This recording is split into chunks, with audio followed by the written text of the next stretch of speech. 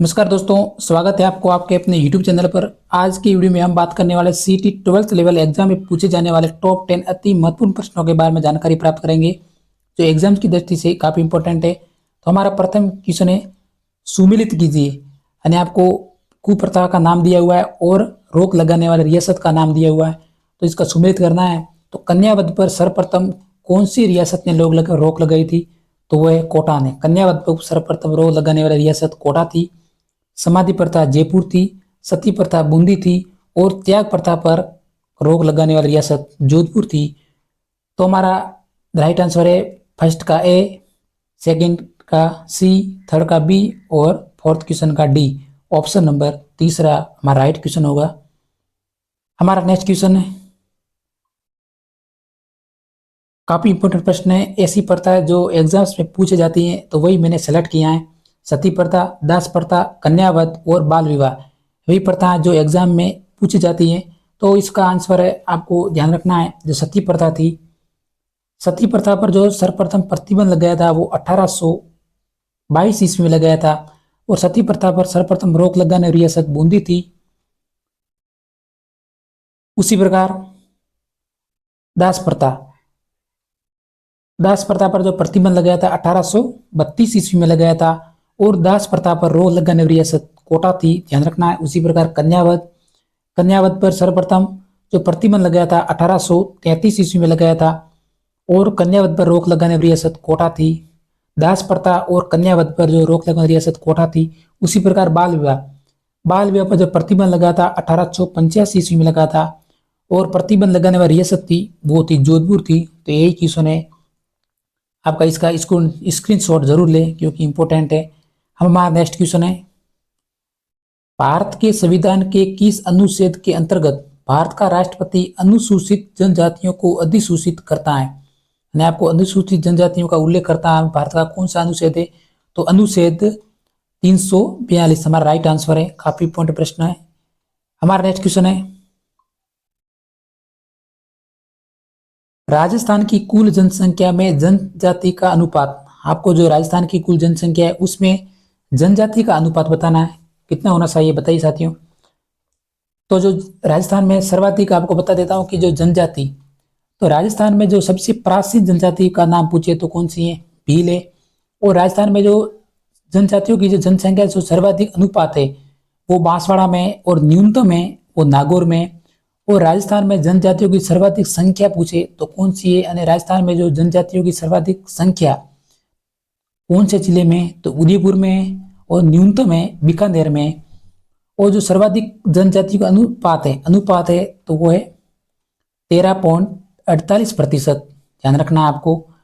अगर पूछा जाए प्रश्न में राजस्थान में सर्वाधिक जनसंख्या कौन कौन सी जनजाति की है, तो राजस्थान में जो सर्वाधिक जनसंख्या है वो है मीणा।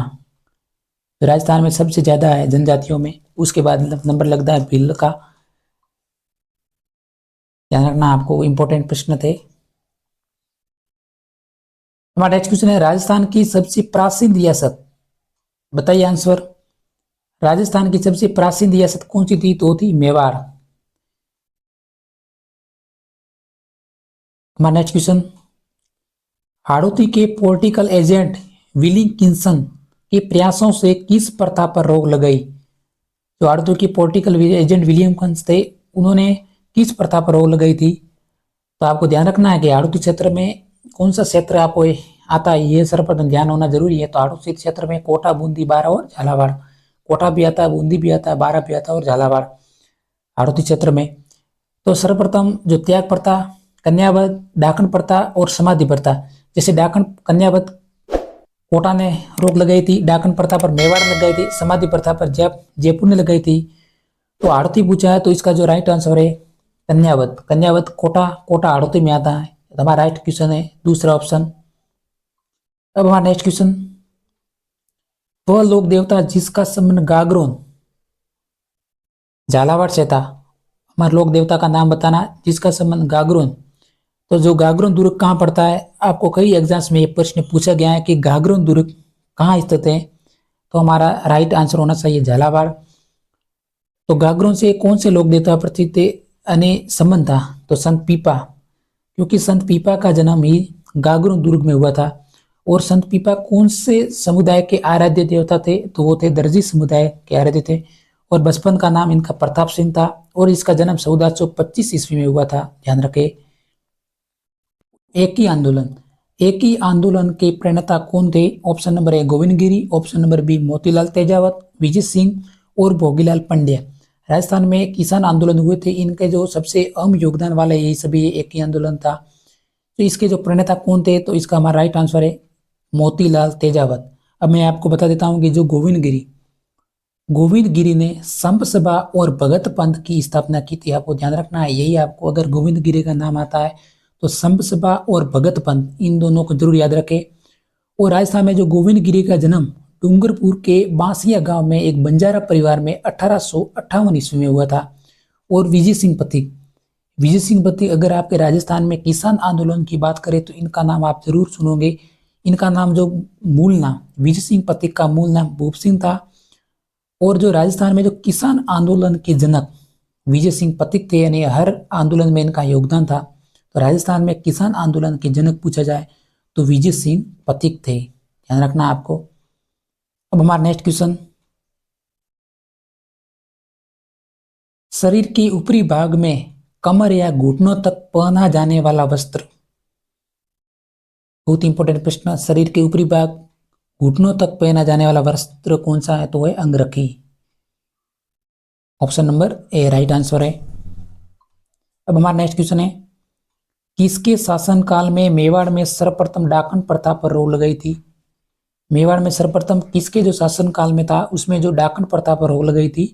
तो वह महाराणा स्वरूप सिंह के शासनकाल में सर्वप्रथम मेवाड़ में डाकन प्रथा पर रोक लगाई थी। तो आपको ध्यान रखना है कि डाकन प्रथा कहाँ की थी? मेवाड़। तो हमारा नेक्स्ट क्वेश्चन, गले का आभूषण नहीं है, बताना आपको कौन सा इंपोर्टेंट प्रश्न है जो गले का आभूषण नहीं है। लगभग हर एग्जाम्स में आभूषण से संबंधित प्रश्न पूछे जाते हैं। जैसे आपको याद आना है, अगर आपने सीईटी ग्रेजुएशन लेवल का एग्जाम दिया है तो ये क्वेश्चन आपको याद होना चाहिए। जिनका एग्जाम 27 तारीख को सेकेंड शिफ्ट में हुआ था उनको इस प्रश्न, क्योंकि यही प्रश्न पूछा गया था। तो बताइए, मादलिया बिल्कुल गले का आभूषण है, ठूसी भी गले का है, बंजनटी भी है।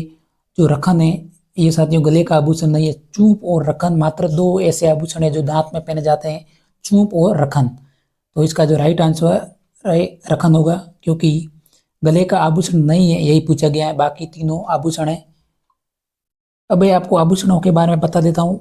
ये अब ऐसे आभूषण है जो एग्जाम्स में अगर आपको ये आभूषण इतने आपको याद कर लोगे तो शायद आप लगभग एक भी क्वेश्चन गलत नहीं करोगे, क्योंकि सिर, कान और नाक और गला, आपको इन चार ऑप्शन में से लगभग हर ऑप्शन आपको देखने को मिलता है। आपको सिर के ये इंपॉर्टेंट आभूषण है जो याद कर लिए। सिर पे कौन कौन से आभूषण पहने जाते हैं?